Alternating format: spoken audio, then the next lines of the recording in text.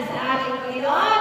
Walang tinitiba ang ating punong lingkod, Brother Dominic Diwa Reyes. Palakpakan natin sa ating Panginoon. Atire. Iba na? Ayan na. What is good? Brother Dominic. Brother Dominic. Diwa. Again. Brother Diwa. Again. Brother Dominic Diwa Aguirre Reyes. Ayan, kompleto na ka lang ba? Dali, mag-aapod ka na yata.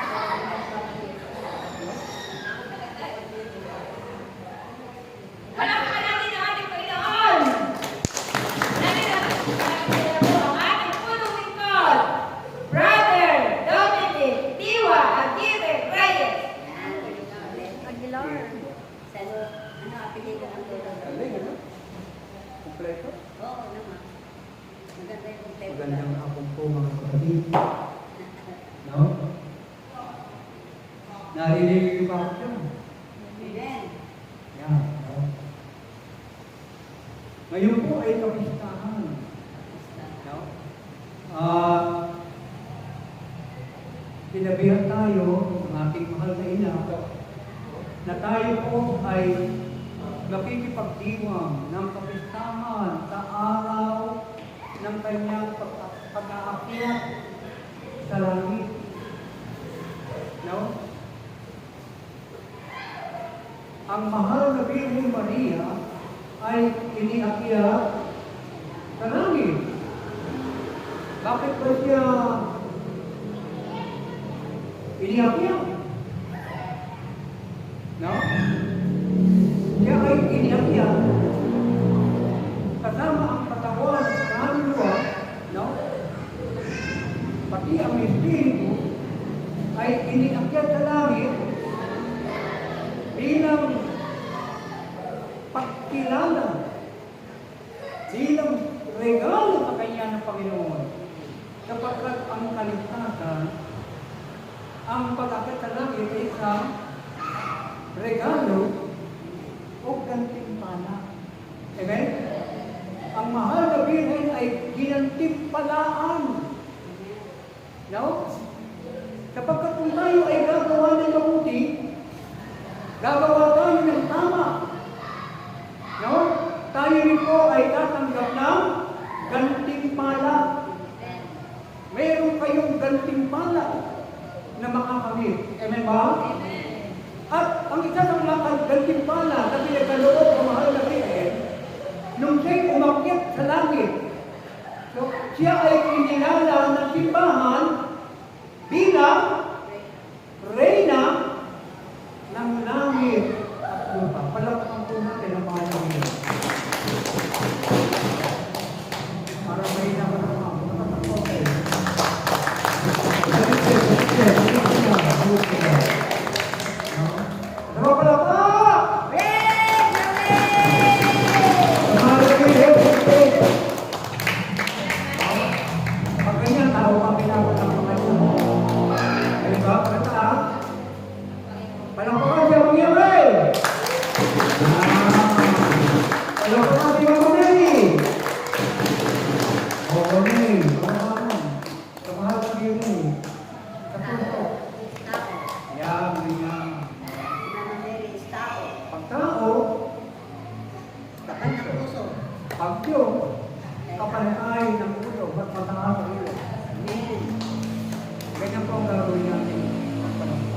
Si Mama Mary ay binigyan ng titulo na Reyna ng langit at lupa.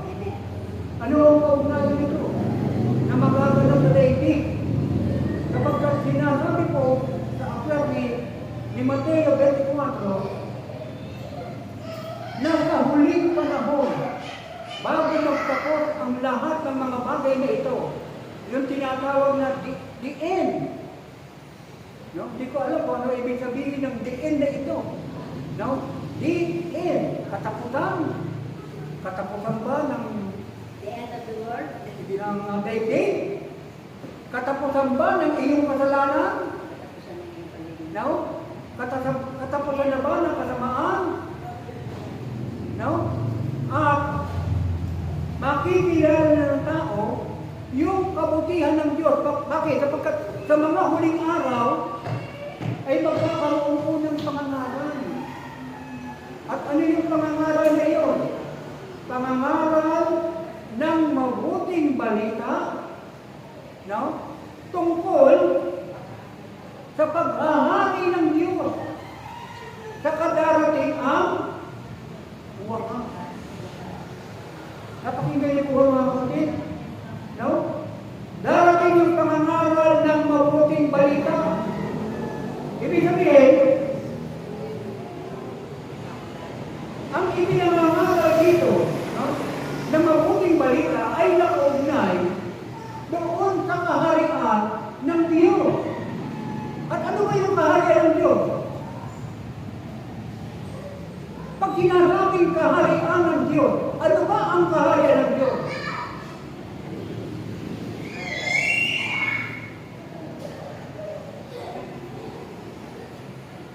No? Sa Bible po, makikita natin ang pagkahari ng Diyos na nakaugnay sa bagong Jerusalem. Yan po yung pagkahari ng Diyos. No?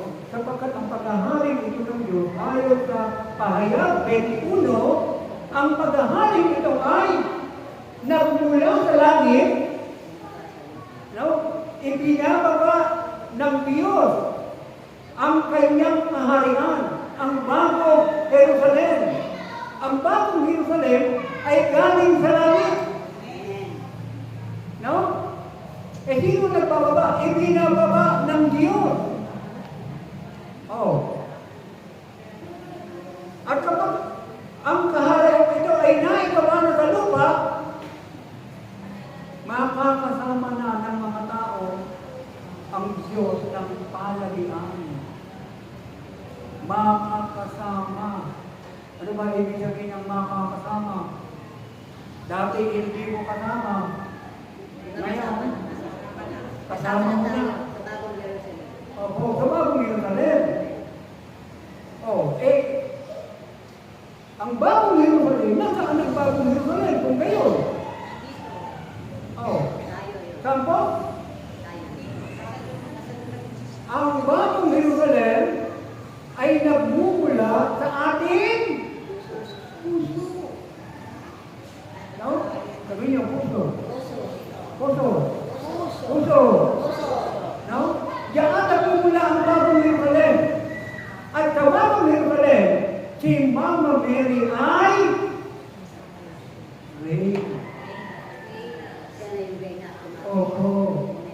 Siya ang ilang Reyna.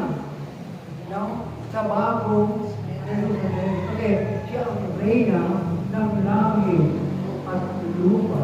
At ang kanyang pagka-Reyna ay makikita mo roon sa bagong Jerusalem.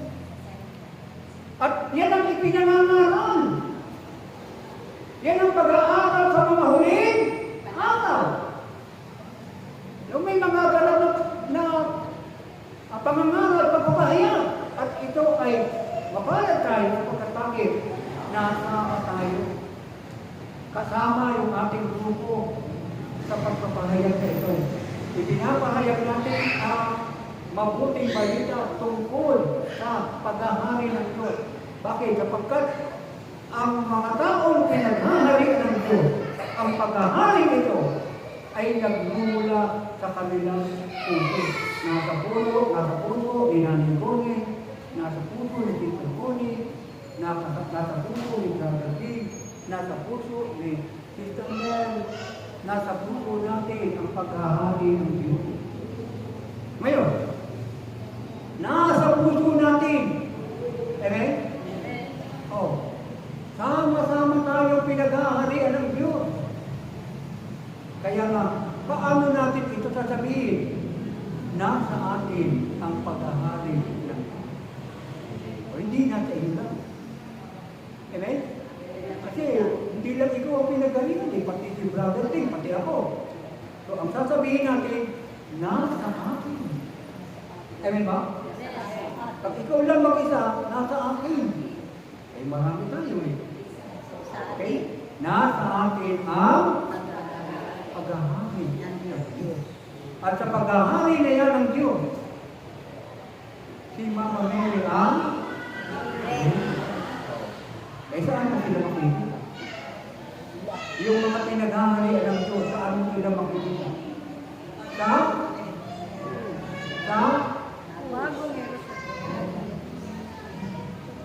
kasi yung bagong Jerusalem, nasa ating puso.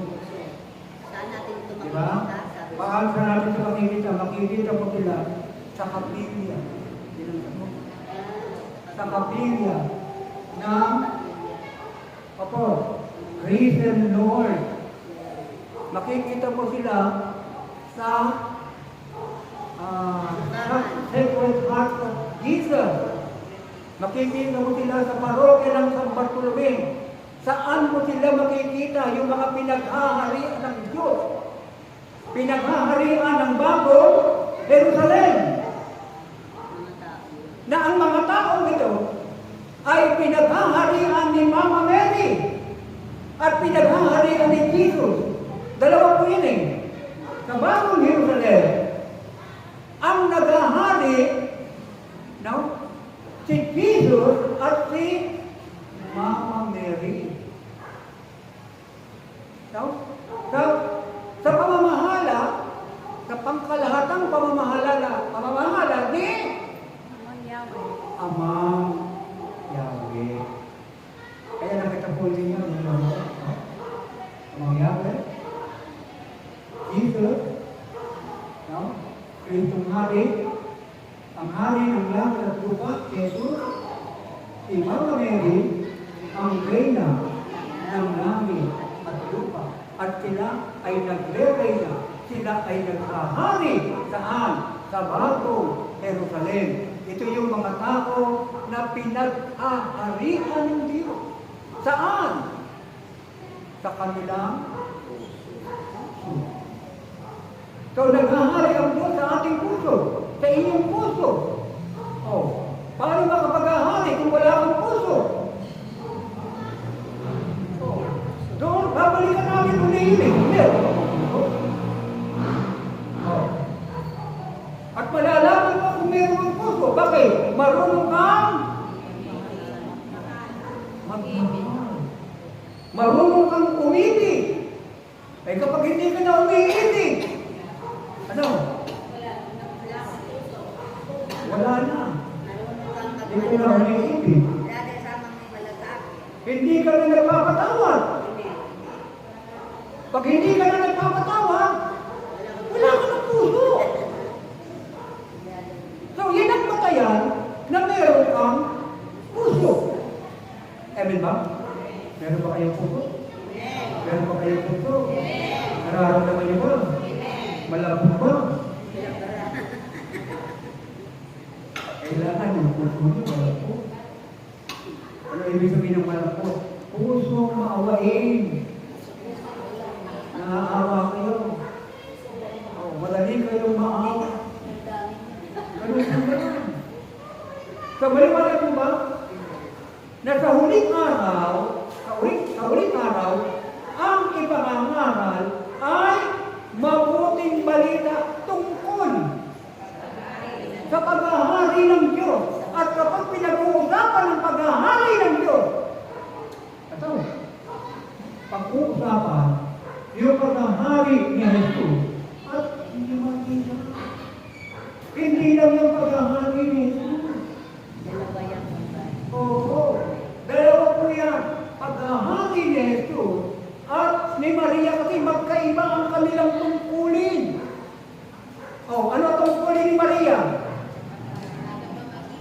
Ha? Tungkulin niya na tayo ay ipanalangin. Di ba? Tayo ay ipapanalangin ni Mama Mary kanino?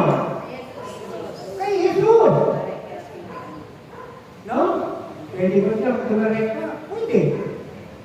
Pero, lalapit ka muna kay Jesus. At pagkalapit ano gagawin ni Jesus? Papadalangin ni Jesus, tayo ay ang Yahweh. Ano po iyon? Eh, brother, pwede bang tumirik ka? Diba, sabi ng ibang reliyo? Eh, kailangan, direct ka na, hindi na kailangan. Mama Mary, may Jesus. Oh, direct ka na sa Diyos, yung ibang reliyo, ganyan na tinatabi. Tama ba yun? O, maaaring sa sinaunang turo, tama. No? Sa sinaunang turo, kasi hindi pa nagkakatawang tao yung salita ng Diyos. Pero sa panahon natin ngayon, yung salita ng Diyos ay nagkatawang tao. Si Jesus ang naging tagapamagitan. No? Hindi na tayo pwedeng dumiretso sa Diyos. Kailangan lumapit tayo kay Jesus. Kailangan tayo pumapalataya kay Jesus. Tanggapin mo si Jesus. Kapag pag hindi mo tinanggap si Jesus, hindi ka rin tatanggapin ng Ama. No? Kaya wag po kayong maniniwala kung sa nagsasabi na kailangan direkta. Noon yun. Pero ngayon, hindi na po ganyan ang tinuro ni Jesus. Hindi na po ganyan ang sinasabi ni Ama. Ang sabi ni Ama, ang tumatanggap sa anak ay tumatanggap sa Ama. At yung tumatanggap sa Ama, kailangan tanggapin ninyo yung kanyang anak. Sapagkat ang sumasampalataya sa anak ay magkakaroon ng buhay na walang hanggan. Amen ba? Amen ba?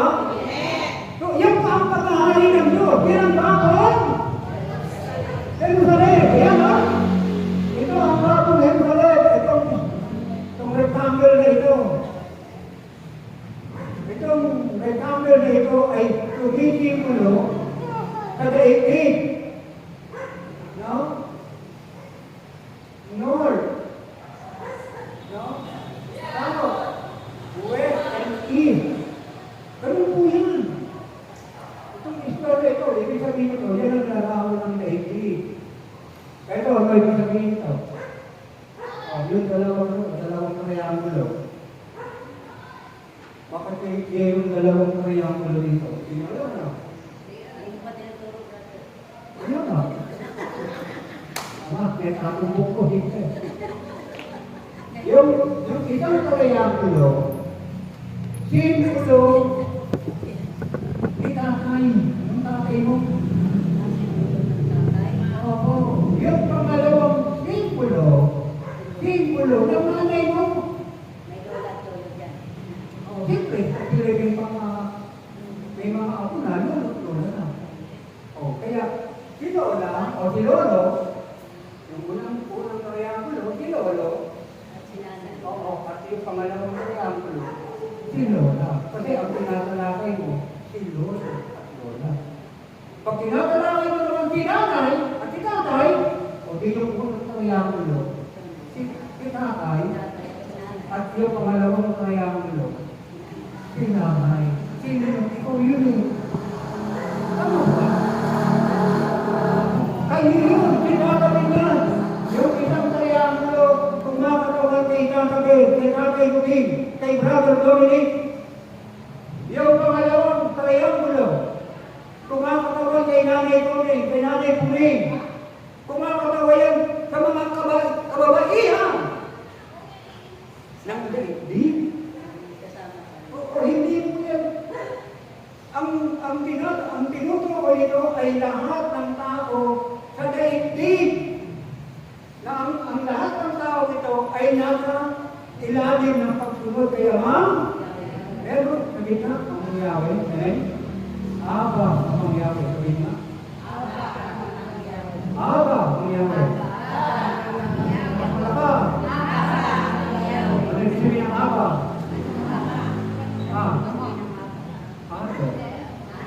Father. Yes. Ano yan? Pati po ako nagkakamali ay original na created salita. Aba. No? Aba, Ama, Yahweh. Tagalog, Ama,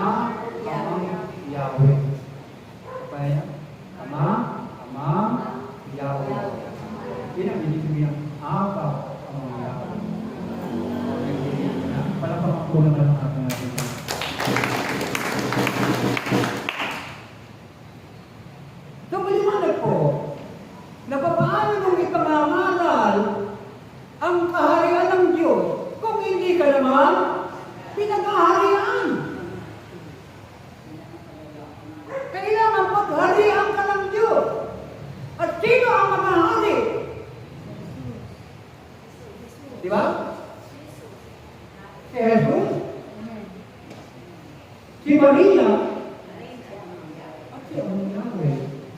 Kasama ng Holy Spirit. Kompleto. Yan ang pag-aaral. Hindi mo pag-aaral ng Diyos.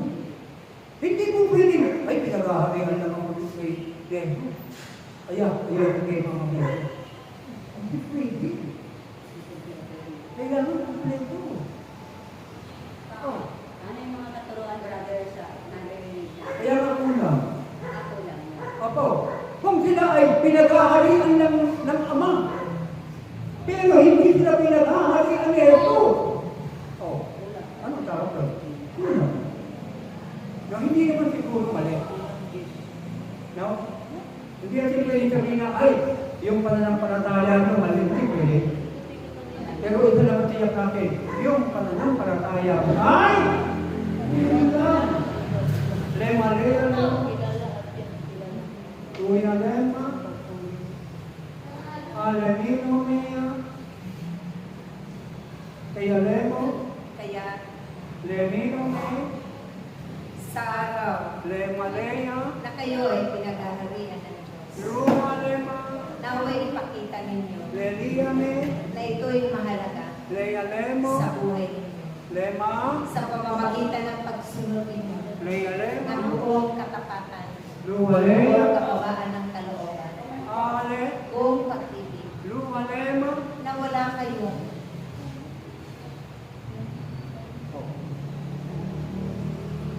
walang hulugayo eh. Kaya walang interpretation. Walang katuktong. Huminto ang brutalista. Amen ba? Oo nga, tumigil na siya ng Ano daw? Hindi na ako nagmumulang eh. Lotia mayore, kung kaya kayo alea, ay lagi ninyong pakikinggan kaya lemo, ang mga aral leia lemo, na ibinabahagi leia lema, ng inyong tagapagpaskoy tua lemo, upang mas marami kayo alea, matatandaan, leia lema, matutunan. alea, At ito naman ay pagsusumikapan ninyo alea na lema, maisang pamuhay alea. ayon sa kalooban ng Diyos. May kuminyo. Yan ang kompleto. Sa Bible, yan ang kompletong prayer meeting. No? May nag-goglosalia at mayroong nagpapaliwanag, mayroong interpretasyon. At kapag ito ay inyong ginagawa, lalago ang iglesia.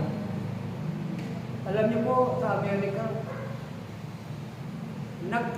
nagsasara po ngayon ang mga mega churches, mga malalaking simbahan ay nagsasara. Hoy, bumalik ka rito. Nagsasara ngayon mga simbahan malalaki.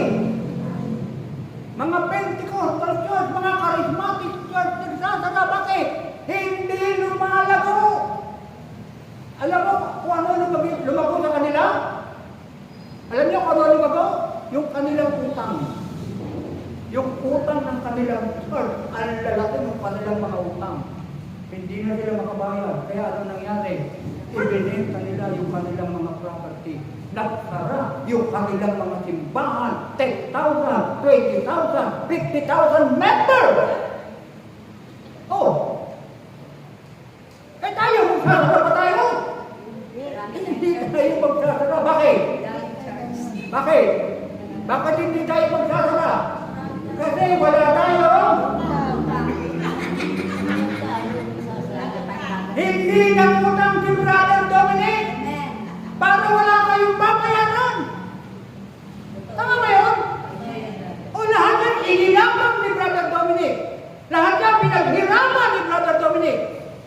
Oh, hindi ako nangutang ng nangutang. Tapos ang sasabihin mo, bayaran mo, Sister Ben. Oh, yan ngayon ang pinakamaraming problema. No? Ng malalaking simbahan sa buong daigdig na ngayon ay nagsasara. Ngayon ay nagbabaksakan. Nakakalungkot. Bakit? Mga kasama nating mga nene. mga dumanas ng bagong buhay. No? Dumanas ng mga regalo ng Diyos. Lotu, walema. Kaya kayong lahat Halea. ay inyong pakaligatan. Tuyalema. At naway mga rin ang bawat isa. Hale. Ang paglago Tiyalema. ng inyong pananalig. Hale. Pagtitiwala at pananampalataya Tiyalema. na kailanman Lewalema. hindi kayo iiwan ng Diyos Hale. na pumili at umirang sa bawat isa sa inyo. Halemino me. Bagkos kayong lahat Wala kasi yun. No, kasi hinihintay yung yung glucularia. Kasama ng glucularia, yung interpretation. At yung ibang relihiyon, wala pang ganyang programa. Kulang pa. Kulang na kulang. Eh tayo, kulang pa ba? Sobra na. Mga kapatid, hindi na tayo kulang. Katulad ni Mama Mary, napupuno ng grasya. Oh, si Mama Mary, kompleto ang grasya. Amen? Oh, ano kulang ng grasya ni Mama Mary? Wala. Lahat ng grasya, no, na alam ng simbahan, naroon ang kin-angkin ni Mama Mary. No? Ano ang sabi? Nagpupuno ka ng grasya. Ang Panginoon ay sumasa iyo. Oh, sumasa iyo ba ang Panginoon? Sumasa iyo ba ang Panginoon? Sumasa iyo ba? Sumasa iyo ba? Sumasa iyo ba? Salamat po na lakas ng Panginoon. Sumasa iyo ang Panginoon. Kaya nga, naipangangaral ko ang tapang ni Trini. Ang tapang ni Uni. Eh, matapang din. Oh, kalilingit yun. Walang tapang itong puso. Oh, kananay. Tapos na puso nito. Oh, hindi nga ako nagbabasa ng Bible eh. Pero ngayon, nagpapahayag ng mabuting balita tungkol sa paghahari ng Diyos. At kapag nagaganap na yung pangangaral na yan ng paghahari ng Diyos, sa kadarating ang diin. Sabihin mo, diin. Tapos na. Alin ang diin? Tapos na ba yung digmaan? Tapos na ba yung awayan? Tapos na ba yung kasalanan? O tapos na yung daigdig? Wala nang daigdig. O, hindi maintindihan ng mga tao. Di ba? Hindi maintindihan ng mga tao yung diin. Oo. Sige, kayo ba naiintindihan nyo? Ano ibig sabihin ng diin?